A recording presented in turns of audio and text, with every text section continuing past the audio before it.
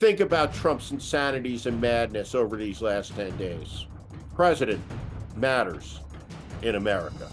It is February 19th, President's Day, and there are 260 days until the election that will decide who is the next American commander-in-chief, head of state, President of the United States of America. And so here on this President's Day, let us look back over the last 10 days.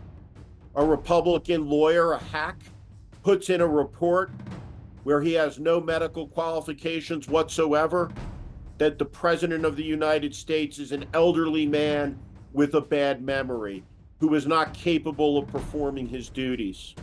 The White House response makes it worse. I'm well-meaning, and I'm an elderly man, and I know what the hell I'm doing. I've been president. I put this country back on its feet. I don't need his recommendation. It's How totally bad is your memory, and can you continue as president? My memory is so bad I let you speak. That's Do you feel your memory has gotten worse, Mr. President? My memory is not good. My memory is fine. While that's happening, Donald Trump goes to a rally and he celebrates Vladimir Putin. And he says, please, Vladimir Putin, start World War III by attacking Germany or Poland or any NATO country. That's what he said. Donald Trump, a former president of the United States, in one of his greatest episodes of insanity, invited the Russian Federation to attack NATO if Trump isn't satisfied with the level of defense spending against the nation's GDP. He did that. And then his crowd went wild. Psychologists talk about group contagion, the contagion that can come in crowds, where people lose themselves, abandon their sense of propriety, their sentience, their sovereignty. And that's exactly what happened. Whether it's a frenzied crowd in Munich in 1937 chanting Sieg Heil, or it's the Trump crowd chanting F Joe Biden, it's all exactly the same. The Kansas City Chiefs won the Super Bowl, had a parade, and like any event in America, the gun came. Dozens are wounded. 10 days of chaos in American politics are immediately behind us. And the important thing to understand on this President's Day is this office matters. It can shape the destiny of the world. The Oval Office is a place where life and death decisions are made, where the qualities of restraint are required, where there must be vision and wisdom and love. Love. You cannot love your country if you want to punish half the people in it. You cannot love your country if you hate half the people in it. And you cannot love America if you believe one race is superior to another. On this President's Day, it is important to understand this. Across our history, 45 men, all men, have taken the oath of office. There is none that is more despicable, more dishonest, more corrupt than the convicted rapist Donald Trump. He is the worst president in American history, bar none. And should he come to office again, we will face national and global catastrophe. Donald Trump is being talked about as appointing Stephen Miller as Attorney General of the United States. Stephen Miller is a man who, in the presence of the chairman of the Joint Chiefs of Staff, General Mark Milley, asked if the military could fire on unarmed migrants at sea, killing them. The chairman of the Joint Chiefs of Staff, according to news reports, in the Oval Office, looked at Stephen Miller and said, "Shut the fuck up, Stephen," which was absolutely the appropriate response. President's Day is a day where every American should reflect, not on the mattress sale, but on the most important office in the world. one that can have a profound impact for good or for bad on the lives of all 330 million of us and all of our children and all of our grandchildren. An epic choice is ahead. Think about that choice.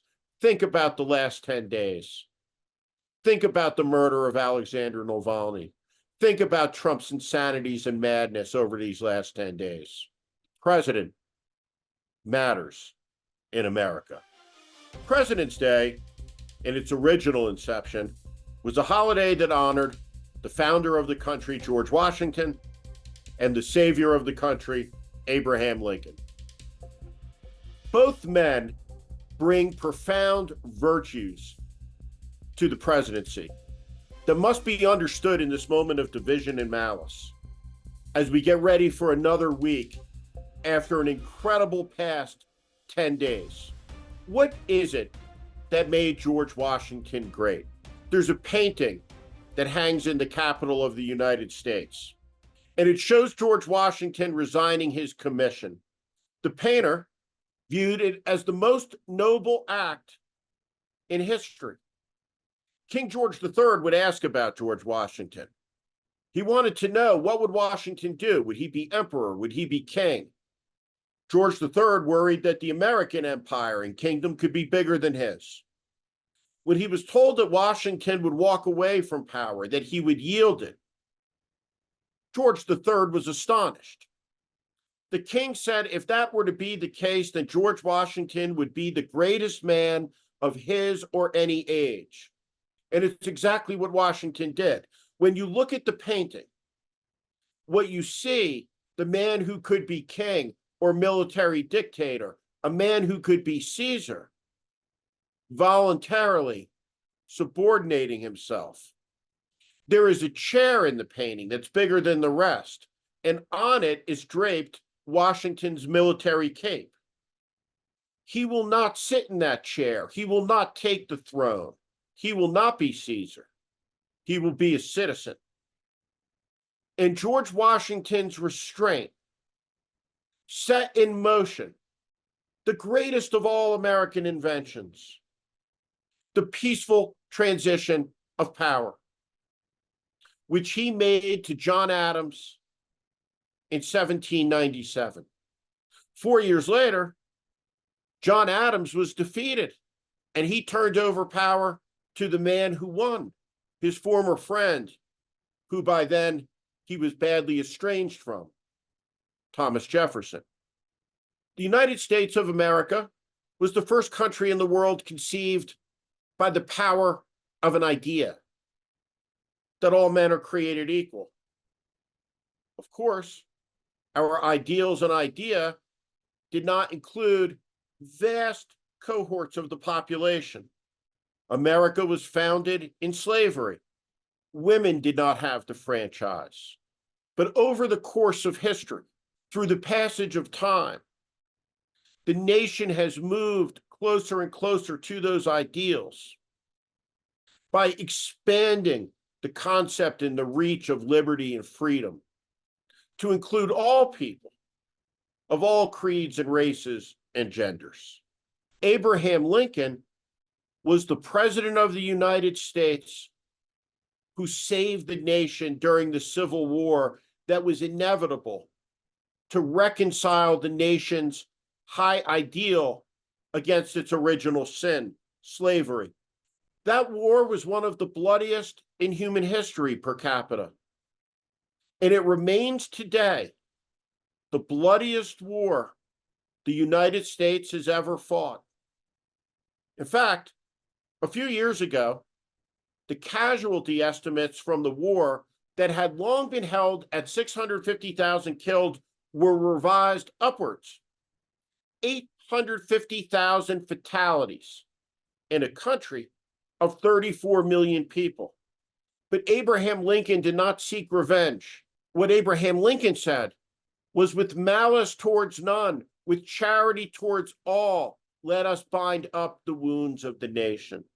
Abraham Lincoln did not have within him the capacity for hate. He was strong. He was resolved. He understood the moral magnitude of the war. And Lincoln at Gettysburg, after the decisive battle, reconsecrates the United States of America.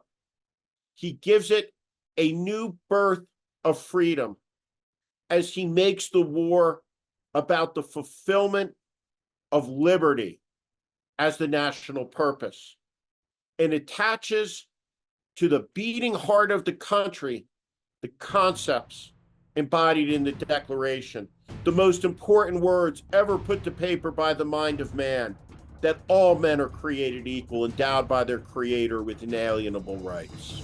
Thank you for listening to my political commentary.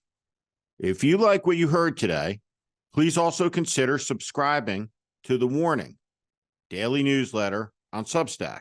Our democracy hangs in the balance. The 2024 presidential election is the most consequential in America's history. It's not hyperbole, it's a fact. That is why the mission of The Warning with Steve Schmidt is to help readers orient to the currents that are shaping our times and the unseen forces driving politics that are very rarely discussed on cable news. Please sign up at Steve Schmidt, SteveSchmidt.substack.com. Again, SteveSchmidt.substack.com, or at the link in the show notes section below. Thank you to each and every one of you for listening and watching.